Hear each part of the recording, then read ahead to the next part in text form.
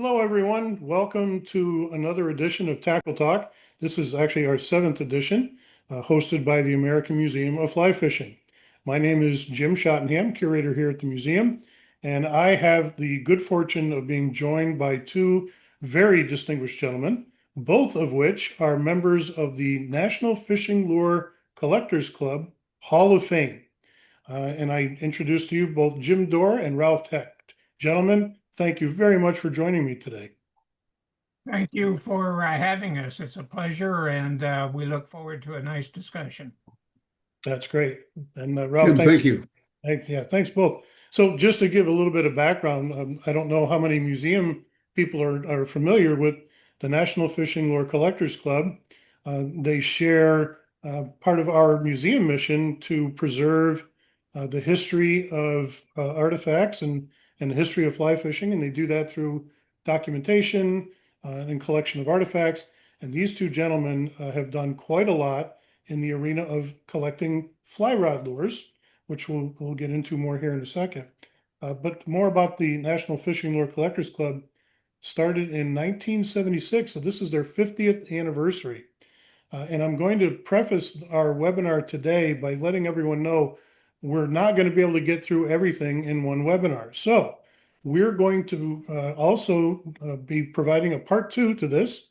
And we're going to be doing that live from Fort Wayne, Indiana, the site of the 50th anniversary of the NFLCC's, what they call the Nationals. It's the largest tackle show in the country. It's pretty impressive. So the NFLCC, as I said, National Fishing Lure Collectors Club, their members, I'm a proud member myself. And as I said, both Jim and Ralph are Hall of Fame members.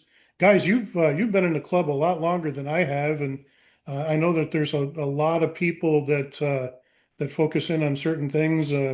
As I said, you guys have written countless articles on fly rod lures, but there was actually some people that influenced both of you to become members and kind of travel down this path. Well, there are, Jim, and uh,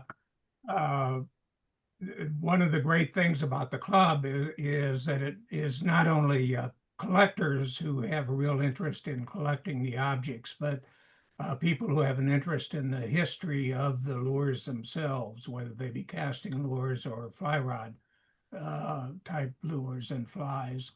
And we, both Ralph and I, in the writings we do, rely extensively on the work of others that have taken place over the course of the 50 years of the club. There are just many people.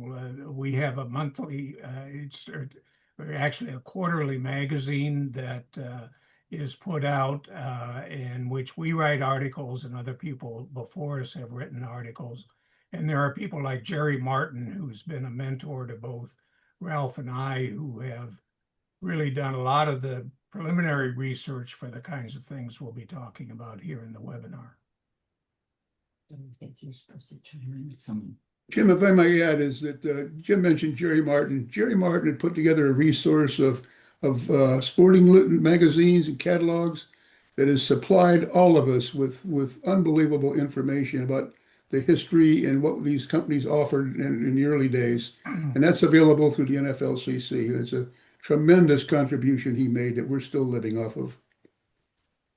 Yeah, so for those that are interested, the National Fishing Lure Collectors Club, you can get to it by going to nflcc.org, and I'll provide that link again at the end of our webinar. But gentlemen, if you don't mind, we've got a lot of ground to cover, so I think we're going to get started here. And these guys have worked very hard at providing us with a wonderful PowerPoint presentation so that you can actually see what we're talking about. So I'm going to go ahead and share my screen here.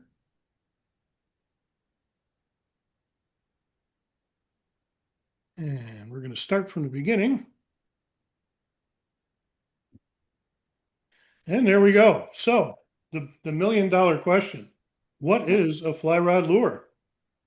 That's a real good question. And I think a question that a lot of the people who are listening to this webinar may well have.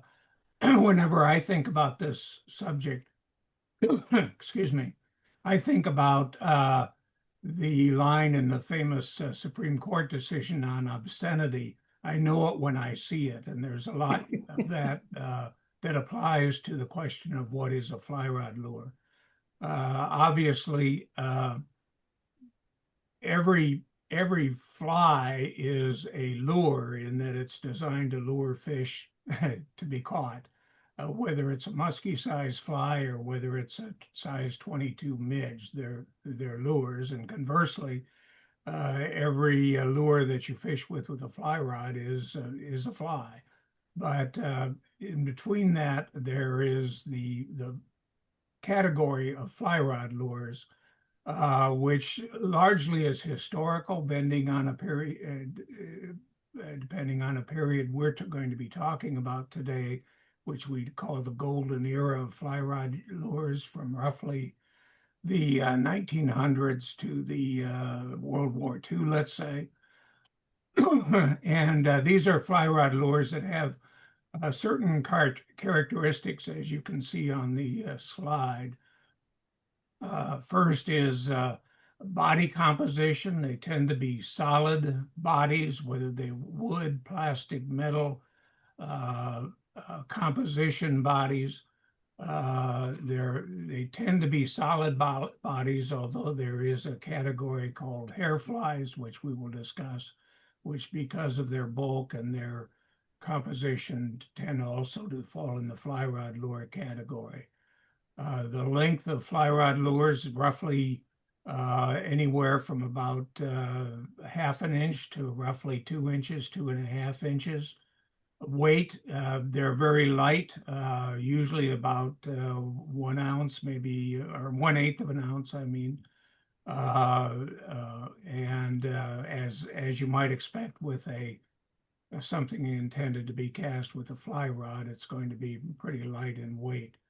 Hooks are generally single or double, and if you are talking about a trout size fly rod lures, you might go up to a size or down to a size 10 hook, but you don't get much smaller than that.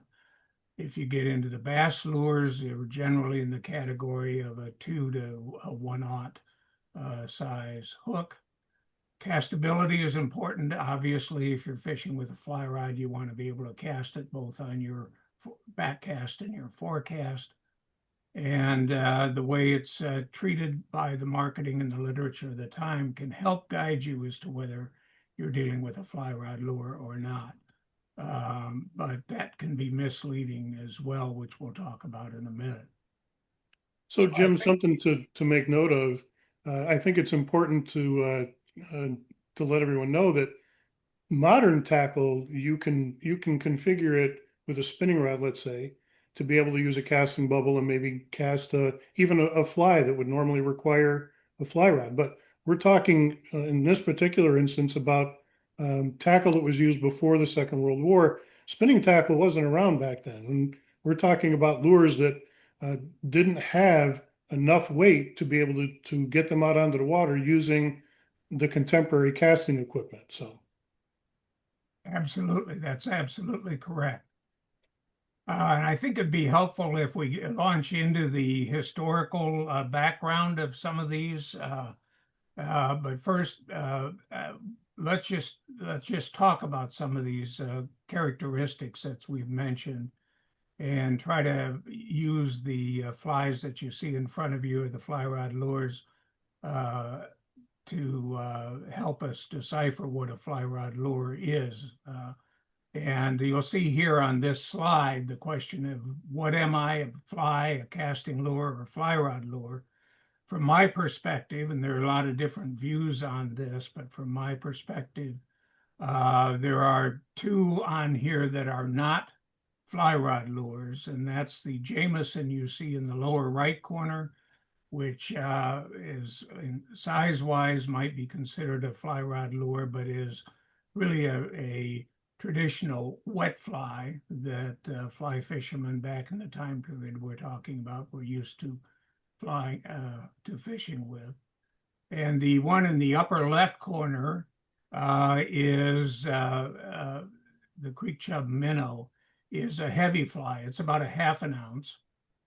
And the only reason it might even be considered in a fly rod lure category is that its manufacturer, Creek Chub, put it with an F designation, which they used for all their fly rod lures, even though they called this a feather casting minnow. And it's really a casting minnow because it's too heavy. I wouldn't want to be hit in the back of my head with it as I'm going on a forecast with it while I'm fly fishing. The others in my mind are fly rod lures, starting with the one at the bottom, which is a classic. We'll be talking about the feather minnow and its development. The Wilderdilg down there, it's about a 3/4 inch long body with feathers, tail, which make it overall length about 3 inches. The one in the upper right is a hair bug designed by Helen Shaw. Again, not solid body, but it is compact bulk tied with deer hair, which is definitely in the fly rod lure category. The one just below that, the all wood one, is a Heddon Tiny Tees, about 1 3/4 inches long. It was originally placed by Heddon in their catalogs in a casting lure category, but they later changed it to fly rod lure, which is again why you can't always depend on the literature of the time to decide what category these fit in. The one on the lower left, the Harkoff minnow, is one that some people would disagree as to whether it's a fly rod lure or not. It's about 1 1/4 inches long. It's a beautifully designed wooden minnow, beautifully painted, but it has 2 treble hooks on it, and there are those in our in our collecting community who would discount it and exclude it from being a fly rod lure because of its 2 treble hooks. I don't. I think it's one of the wonders of our category. The Bunyan bug there is obviously Norman Means design, and that, in my mind, fits in both the category of a fly rod lure and a fly. It has a cork body, which makes it fit the category of the fly rod lure, but obviously is considered, and I consider it personally, as a fly as well. So that kind of runs through just some of the considerations you have in deciding whether you've got a fly rod lure. Turning now to the historical context, I think it's helpful to use the 1893 Columbian Exposition, the World's Fair in Chicago, as kind of a springboard for our discussion. That fair was noted for its as kind of a springboard itself for an era of consumer development, proliferation of a lot of products for consumers in all areas that were more affordable and creative in their design. With regard to fly rod lures, it kind of exemplified an age where the sport of fishing generally was becoming increasingly popular, increasingly affordable, with many advancements in the design of tackle at all levels. There was the split bamboo rod that had been created earlier, the Charles Orvis and his modern fly reel certainly aided in advanced fishing. And for the fly fishermen, there were wet flies, as exemplified here by this wonderful exhibit Mary Orvis Marbury created for the World's Fair. And those of you who participated in the Tackle Talk previously, the last one prior to this, Jim and Steve White, the author of a great book on this, these panels and the exhibit, and Mary Orvis's Marbury's contribution to fly fishing history with her book on favorite flies, it's a great book, and that's a kind of a great springboard into this. But as a fly fisherman at that time, unless you were fishing for trout and perhaps using dry flies, which Theodore Gordon was just beginning to popularize through his uh, popularization of dry flies, you were likely fishing under the surface. And that would be with either wet flies. Again, this is a panel from the Mary Orvis exhibit, Mary Orvis Marbury exhibit. You'd be fishing with wet flies, or two different types of lures, which might be considered to be fly rod lures now. One is metal. If you can go to the next slide, Jim.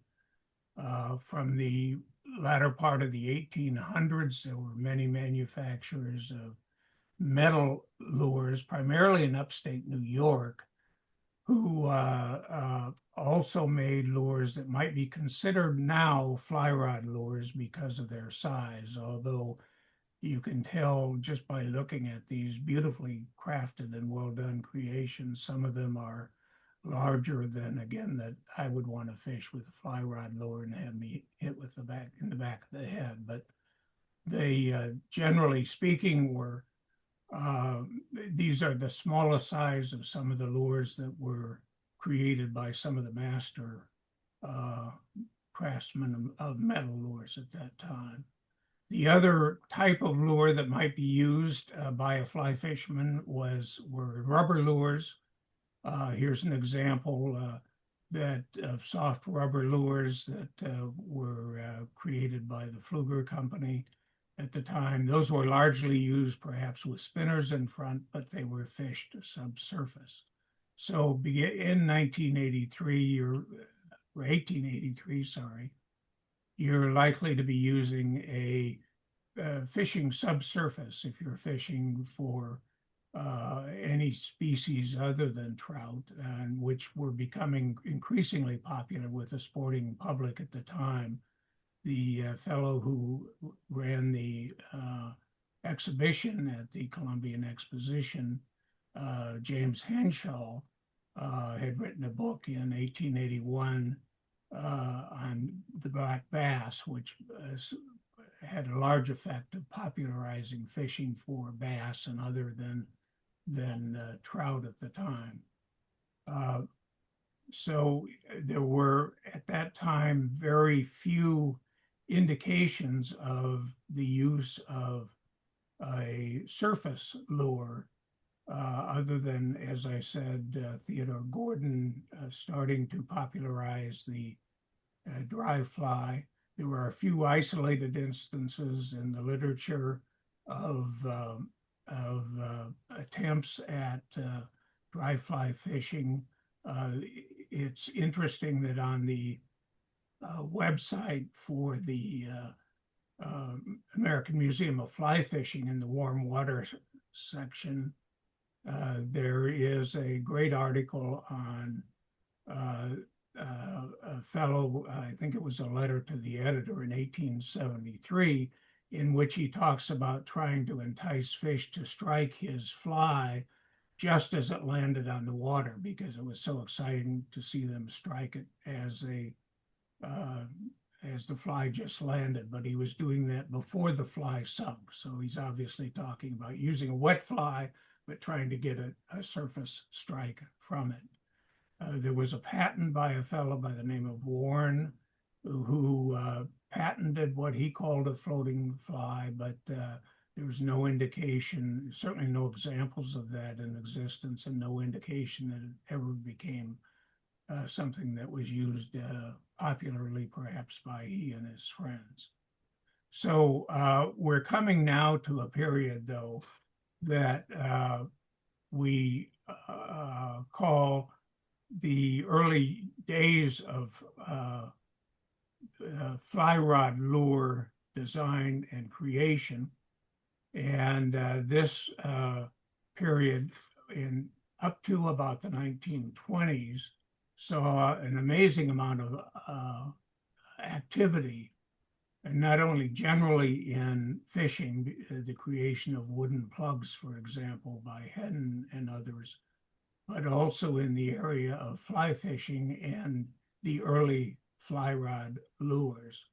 And we'll start talking about a few of the pioneers. This is Bill Jamison, who was a Chicagoan. He was probably the epitome of a angler of the day. He was both an expert bait fisherman and an expert fly fisherman. He was written up quite often in the Chicago Tribune in the Woods and Waters section for his angling exploits.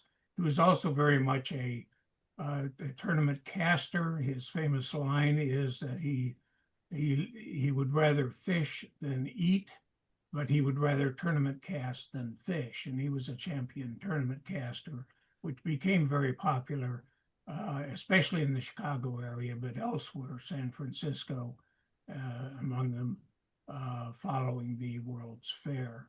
He was also very conservation-minded and was one of the 54 members who helped found the Isaac Walton League. He, among others, became very concerned about the fishery because of all the fishing that was done and the fish that were taken, and especially the effect on smaller fish that would might be caught but killed in the process, but not really utilized.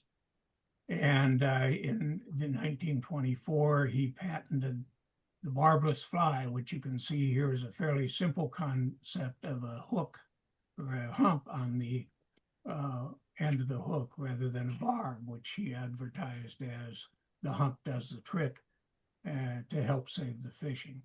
And this became quite a popular and commercially successful barbless hook fly during the time. On top of that, he was not only an expert fisherman, but he really studied what it took to be a good fisherman and began his own company to manufacture fishing lures in 1904. His first lure was this Jamison coaxer, which is a casting lure. He had two purposes for this. Number one, he didn't like the treble hooks that were prevalent in the wooden plugs of the day. He thought they were inhumane. He also had the purpose of creating a lure that was weedless, so he could fish the weed pads and reed pads, reed areas in lakes. So he developed the coaxer, which is basically an artificial pork rind type lure made of cork with a single upturned hook and a trailing hook that could be removed if you didn't want to use the trailing hook for fishing. That was in 1904. In 1906, he came out with what he called the fly rod coaxer. And this is one of the two significant developments Jamison made in fly rod lures over the course of the next number of years. The coaxer first was the trout size that you see at the bottom of this picture. It was about 3/8 of an inch long. Obviously a simplified version of his casting size coaxer without the wings. And this is significant. This is the first commercially made floating fly rod lure, which began this whole era we're talking about of the golden age of fly fishing. The next year, he developed the bass size, which you saw at the top of that picture. Here's just an example from the 1911 catalog of the different colors of his trout fly on top, and then some of the bass flies on the bottom.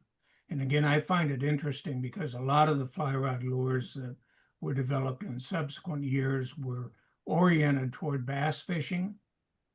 But it's interesting to me that the very first floating fly rod lure was this floating trout fly, which he designed to be lifelike, whether on rivers or lakes. We can go to the next slide, I think, Jim. His second major contribution to fly rod lure development was the Jameson fly rod wiggler, which you see a photo of here. He came out with these in 1917. He had made larger casting size lures. These are a smaller trout and bass fishing version of those, and these are the very first wood fly rod lures to be made commercially by anyone. Again, this is 1917. 8 colors, 3 sizes, 1 1/4 inch, 1 3/4 inch, and 2 1/4 inches. And they were a very popular lure of his for the next years leading up to World War II. And they're little beautifully done, really.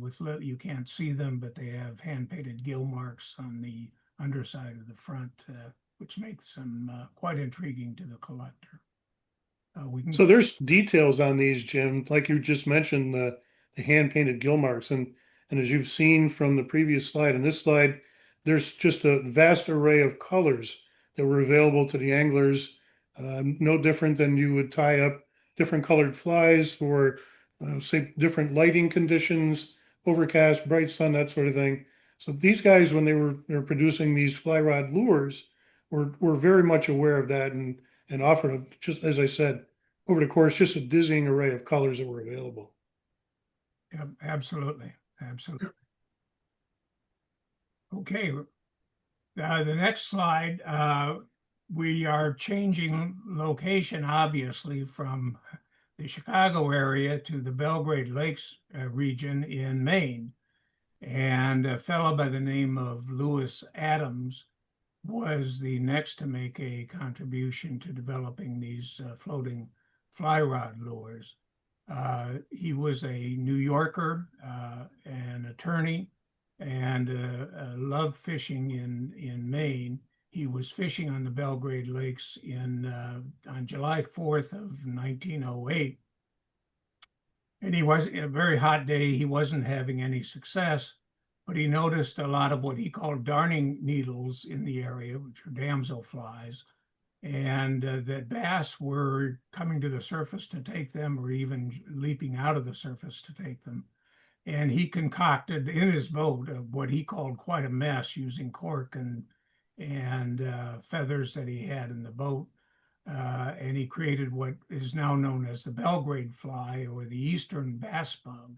These are examples that were developed by him, which he started giving to his friends, and then companies like Abbey and Embry, Abercrombie and Fitch, William Mills and Company picked up on them, and they were made and sold during the mid-teens, let's say.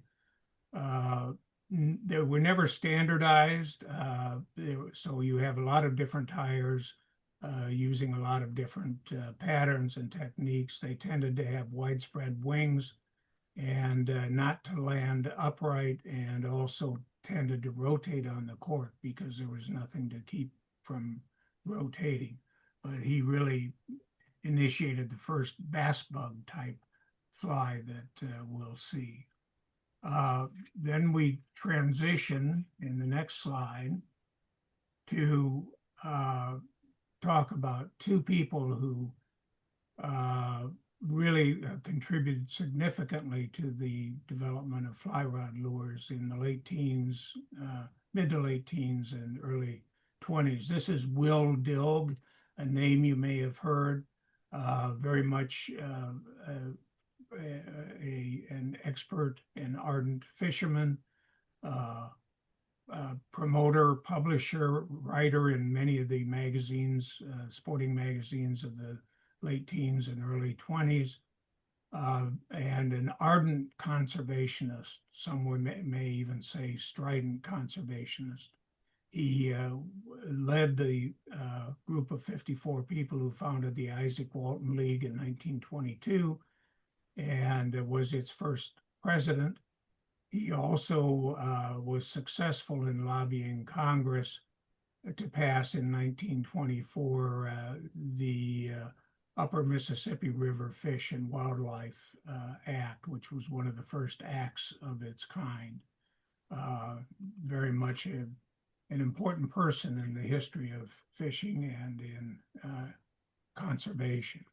He worked with this gentleman, Benjamin Wilder, who was a New Yorker, a New York publisher, not really a journalist or anything, but he was very creative at fly tying.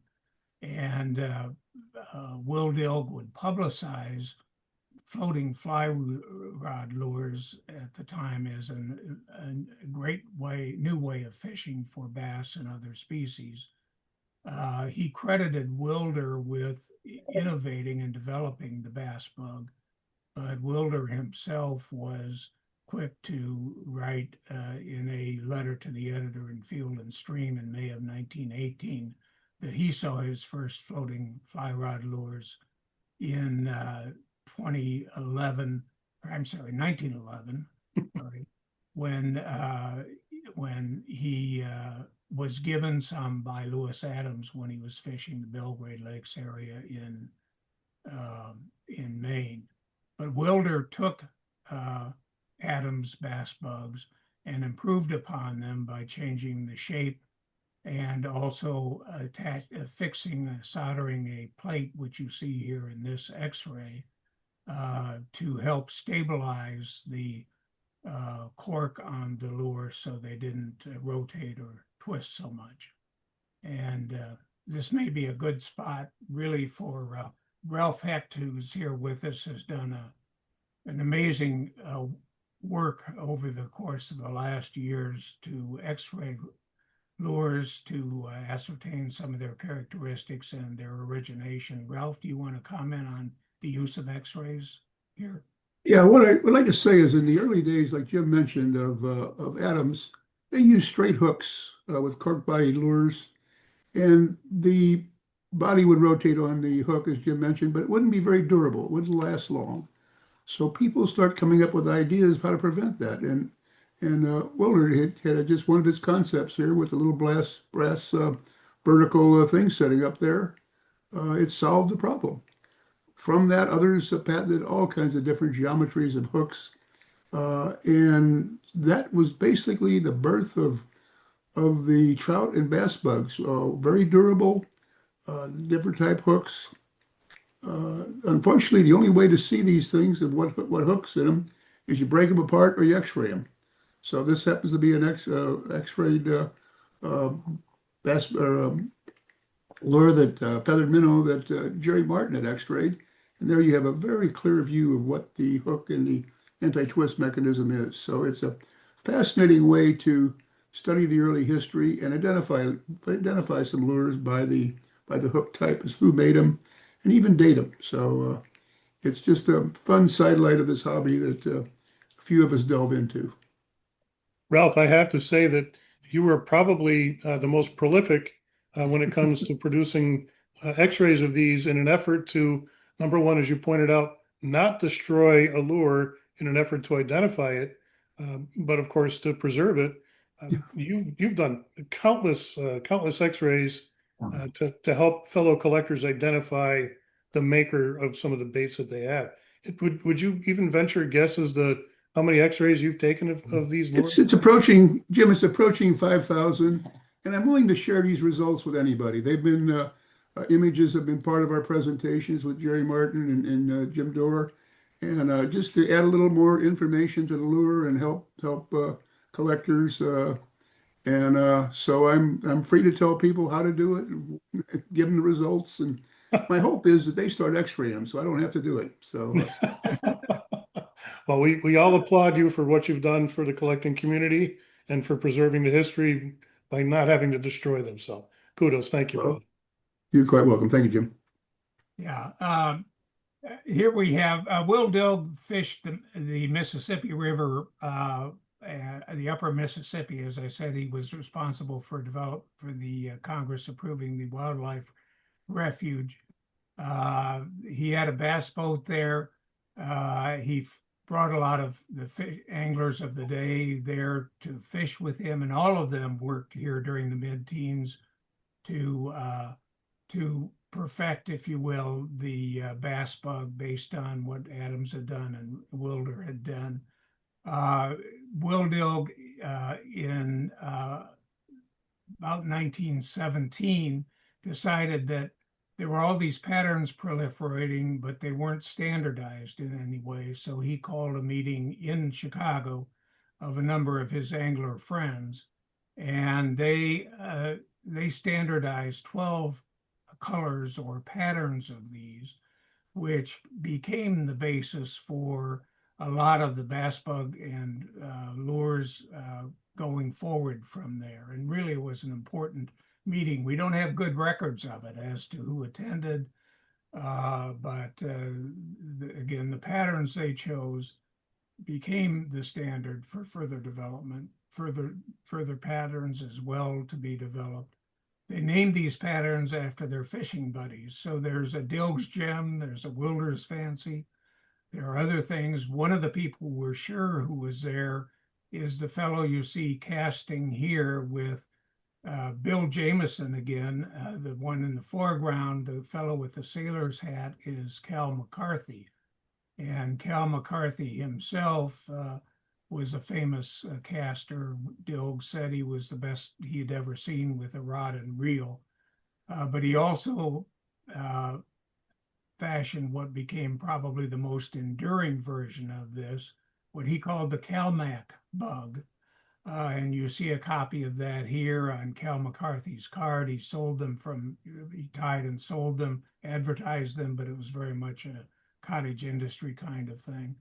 And Cal McCarthy patented a hook, the non-slip hook, no slip hook, to try to help prevent rotation of the lure.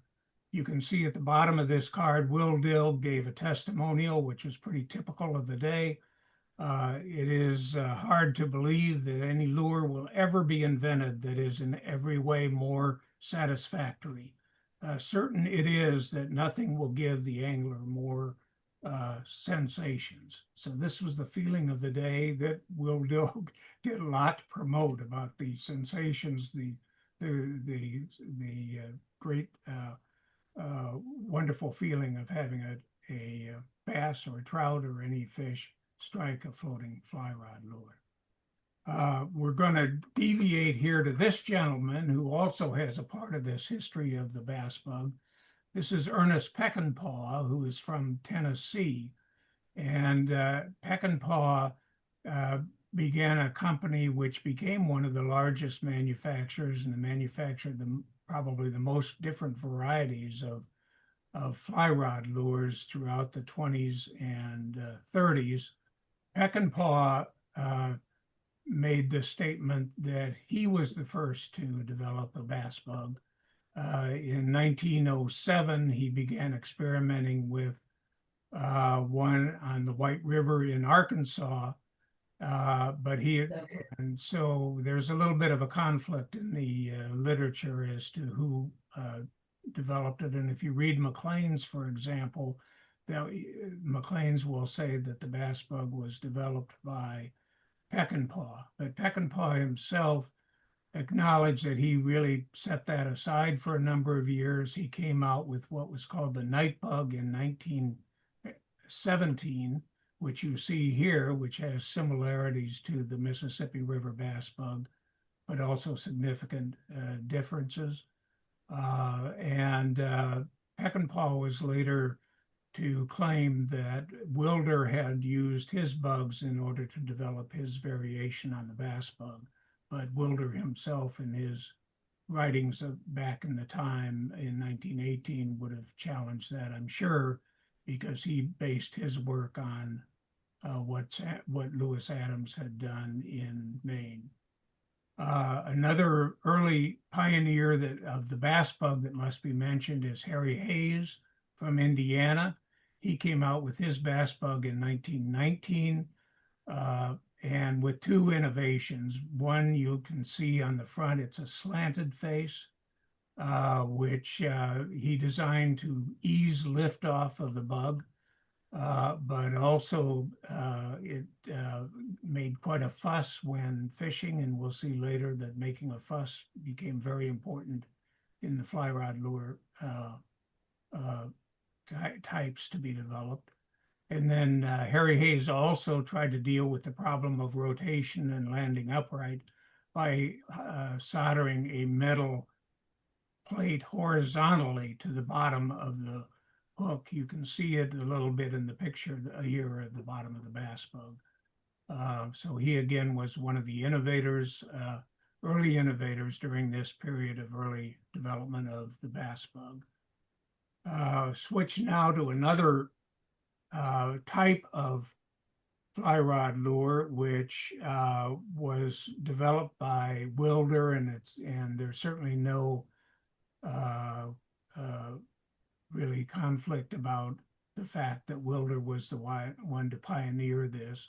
This is a feather minnow, which Wilder started working on based on his observation that injured minnows were much more susceptible to being the subject of trout or bass or anyone really, any fish, more readily sought after by fish. If they saw a wounded minnow, they would go after it. He observed this when somebody shot into the water and a bunch of minnows were stunned, and the bass just started erupting, going after the stunned minnows. So this is his feathered minnow. It's about a 3/4 inch long head with feather tail and hackle. And he worked on this in the late teens, patented it in, I think, 1921. Then we'll switch to a totally different style of early pioneer at the time, and that is Lewis Reed. And I think many of the listeners here are probably aware of Lewis Reed. He was an author, illustrator, entomologist. He wrote the first real book on entomology, American book anyway, on entomology, that to focus on angling.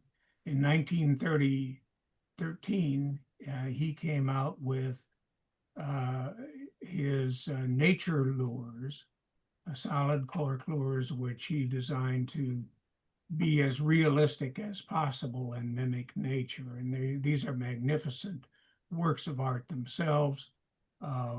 Wood lures, you'll see here his frogs, which are just magnificent examples, beautifully done. Some other examples will come up in the next slide of grasshoppers, cricket, crawfish. In the middle, you'll see a darter, which I think is interesting. He used silver and gold for the underside to attract fish. He really was a pace setter for fishing with realistic type lures. And just an aside, we are very grateful to Dave Bush, who is a collector of all things Lewis Reed. And Dave is going to be kind enough to be a guest curator and provide us with an exhibit of Lewis Reed artifacts here at the museum later this year. So keep an eye on our website for updates about that as well.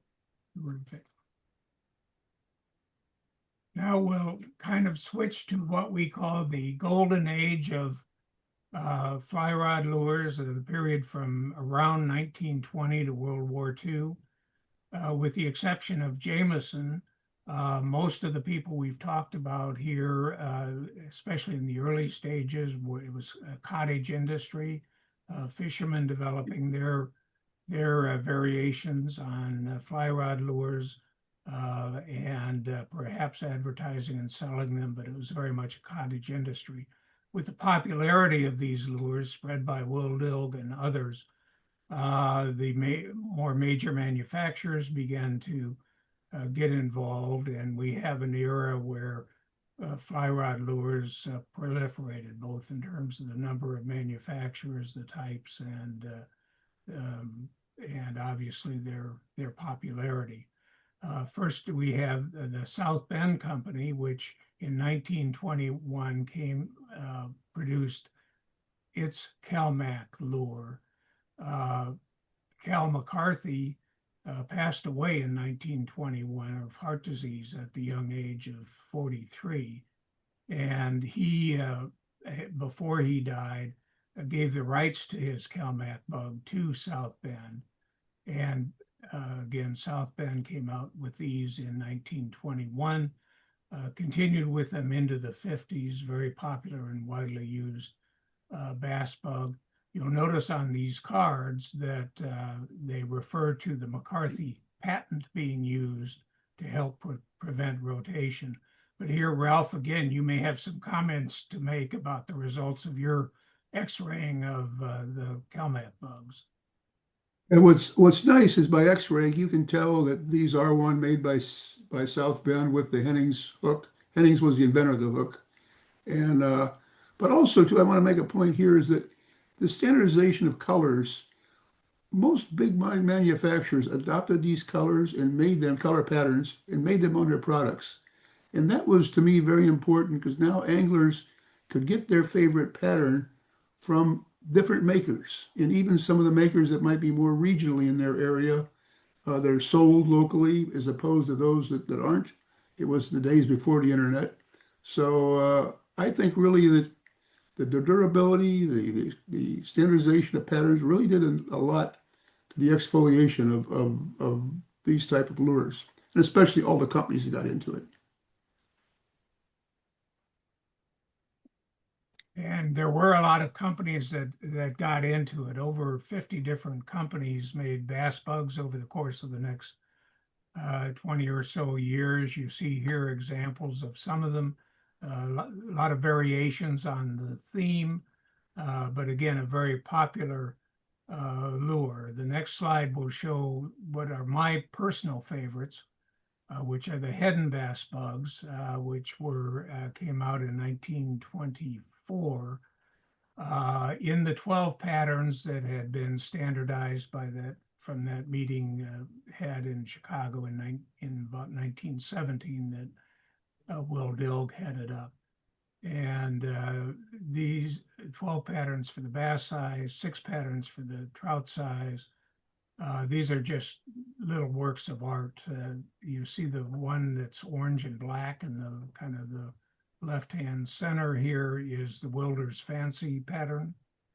Again, they're just beautiful little lures done in great packaging, which is also interesting for the time. There's a lot of detail in the packaging of the various lures. Now we come to a major evolution in the design of bass bugs, and that is the popping bug. The early bass bugs, if you noticed on the head of the bass bugs was rounded. The idea was you didn't want to make a surface disturbance when you were fishing them. So they rounded the head in order to not create a disturbance. Harry Hayes had kind of addressed the fact that maybe you do want to create a disturbance in his bass bug that had the slanted face on it, which you could make quite a fuss with it, to use his language.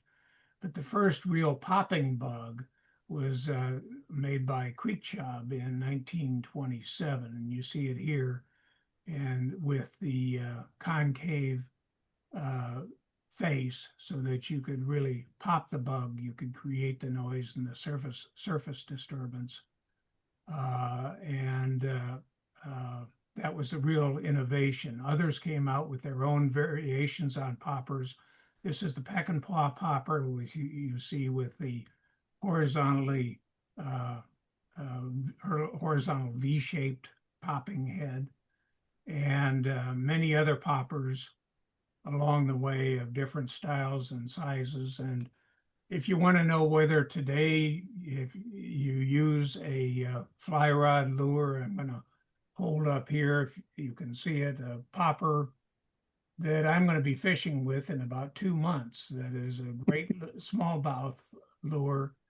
And it's obviously, the concept for it is obviously something that's now 100 years old, starting with that creek chub poppet that we talked about.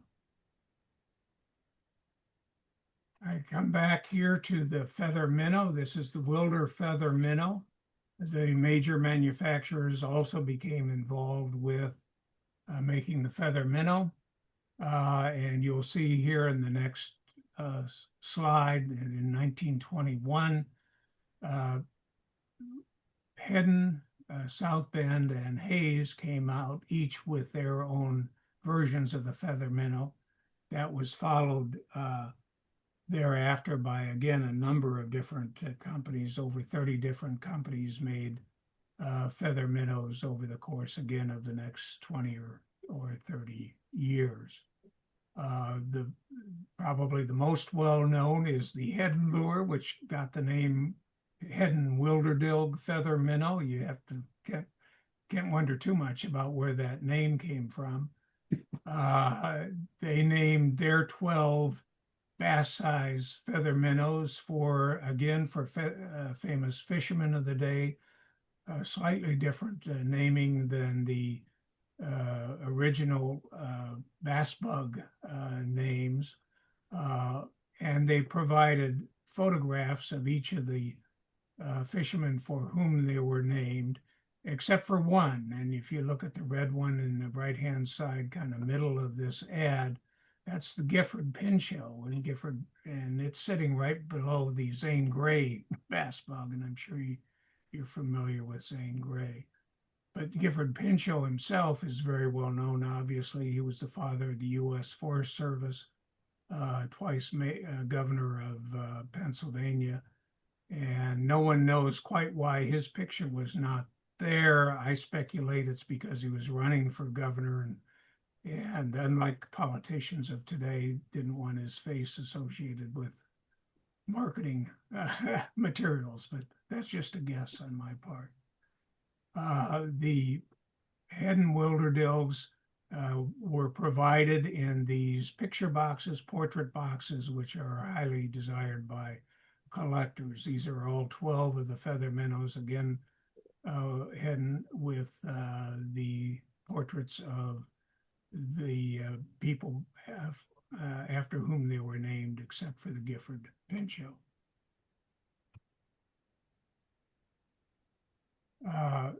We had mentioned the Jameson fly rod wiggler that came out in 1917. Again, in the early 20s, wigglers, wobblers, divers, whatever name you want to put to them, we became another very popular fly rod lure. This is South Bend again, which in 1922 put out their trout-arinos in the larger basically 1.5, 1 5/8 inch size, and the smaller fly-arinos in a little over 1 inch, about 1 1/8 inches. Again, became a very popular fly rod lure over the course of the next 20 or 30 years. And again, a number of manufacturers of different kinds of wigglers, wobblers, divers, for a variety, to be fished in a variety of different ways. You see an example of a few of them here.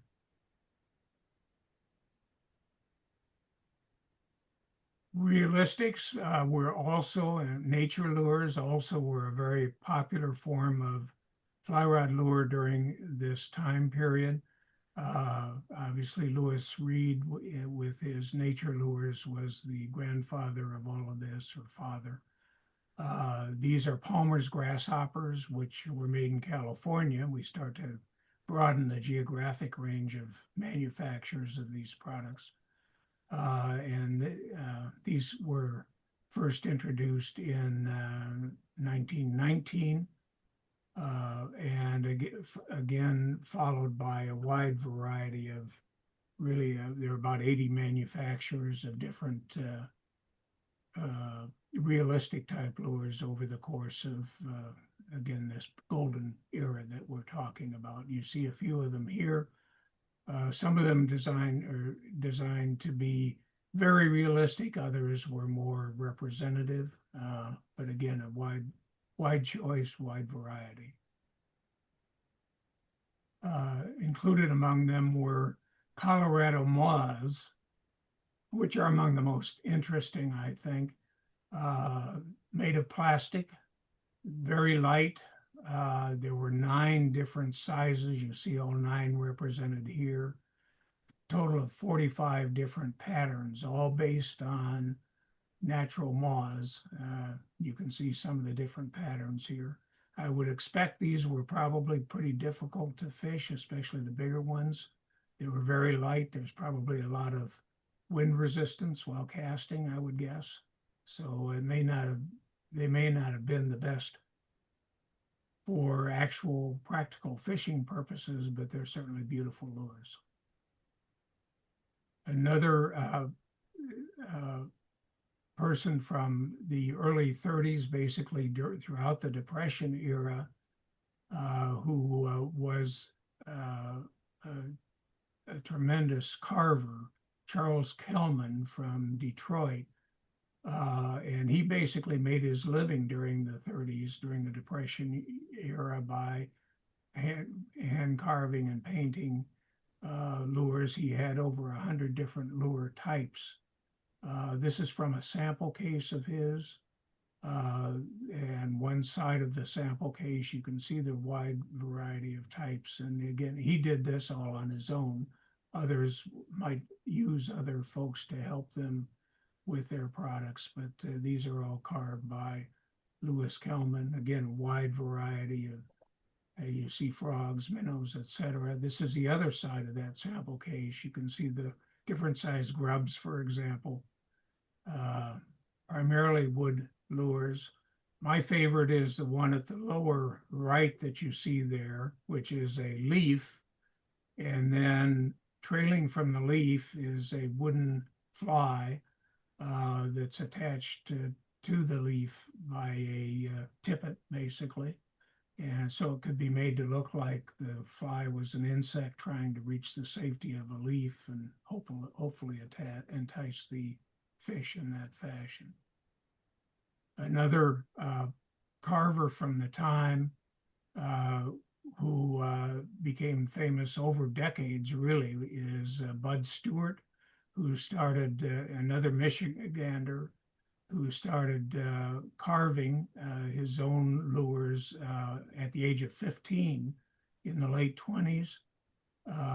His initial lures were similar to these crippled minnow representations to try to mimic the actions of a crippled minnow.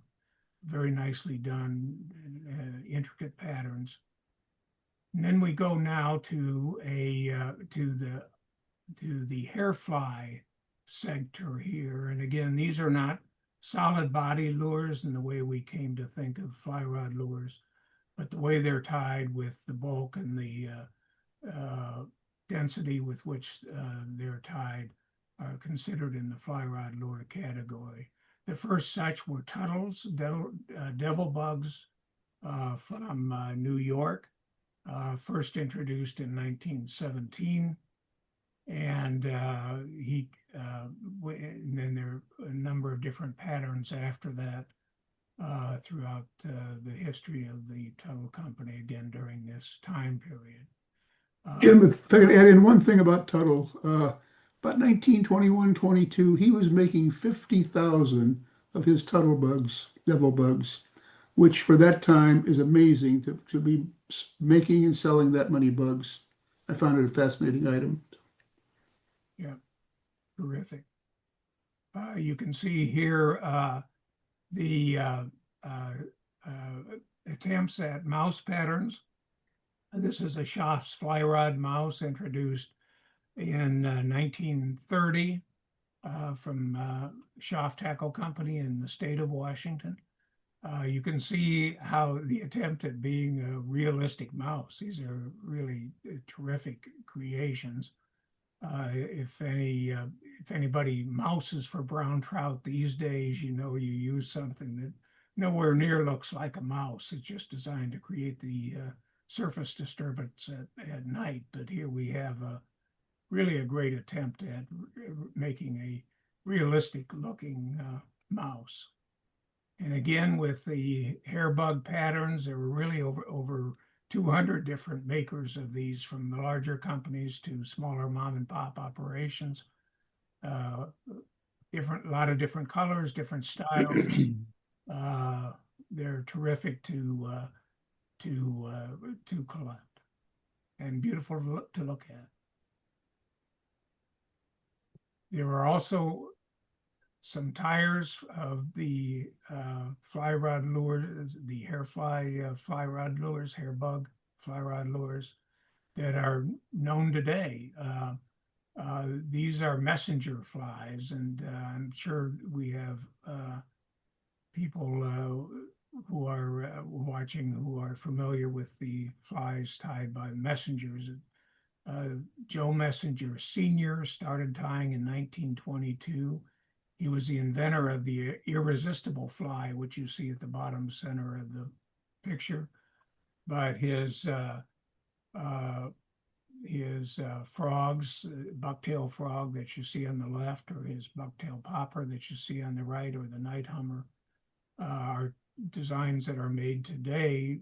His son Joe Jr. followed up, and as does his grandson Cody now. So you've got 3 generations tying.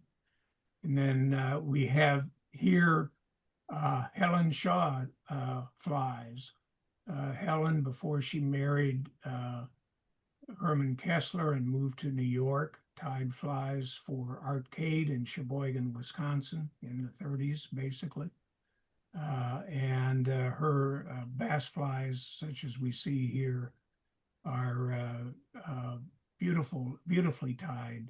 The bass devil in the middle, the gurgler in the upper left, bubble minnow in the lower left, and bass hawk, her other ties. They're kind of the epitome of quality and artful construction of what we consider the fly rod lures of the hair fly type. So that basically concludes the discussion. You see here a slide of a lot of different types that don't really fit into any particular category, made predominantly through the 1920s and 30s, that are made of a lot of different materials. You see metal, including the one in the center there that's kind of a cage with a lot of little different spinning propellers, made by Walton, the Walton speed bait. You see a quill based lure by Jim Harvey of Connecticut, kind of in the upper, the one with red and white wings in the upper toward the left of the picture. Chenille bodies, such as the red one on the upper right of the picture. Reed-based bodies, which Shakespeare tried in the mid-20s. You see the one on a card in the lower center of the picture that had to be very labor intensive to make, and I think proved to be too much so because they did not last too long. And we have flies that are fly rod lures that are unknown. The one in the upper left looks like a paddle wheel with the propellers of the front, hair body in the back. Ralph is the greatest expert on unknown fly rod lures and has, I don't know how many hundreds, if not thousands. This is an example. We still don't know who made it today. It's obviously of a lot of interest. But anyway, this is an example of some of the different types that were found during this wonderful period and creative period of fly rod lures. Well, gentlemen, thank you very much. And as I said, there's no way we are going to get to everything today. So both of these gentlemen, Ralph and Jim, have agreed to join me at the NFLCC 50th Anniversary National Convention in Fort Wayne, Indiana. We'll be coming to you live from that event this coming July. Watch for those links coming up soon. I think it's also important to note that the history that these gentlemen have put together, it's nothing short of remarkable. And by collecting these and preserving these, one of the slides early in the presentation depicted a number of rubber fly rod lures. There aren't too many of those that remain intact. Some of those baits from the 1800s, as you can imagine, are quite brittle. So by collecting these and preserving them and documenting their histories, you guys have done all of us a great service, and we all thank you. And in particular, thank you for joining us today on the 7th edition of Tackle Talk. And as I said, you guys are going to be joining me again in July. We'll be coming to you live from the convention. We should be able to show some of the exhibits in the room. So I look forward to that. And for those that are new to these webinars, I encourage you to go back and take a look at all of our past episodes. All of them are available on amff.org. And if you're not a member of the museum, I certainly encourage you to join. Again, that can be done by going to amff.org. And if the fly rod lure collecting interests you, certainly I encourage you to look at the NFLCC. It's a wonderful organization. You can visit them at nflcc.org as well. Gentlemen, thank you for joining me today. I appreciate it very much. Jim, thank you. Thank you. We'll see you in July. Thank Got you. it.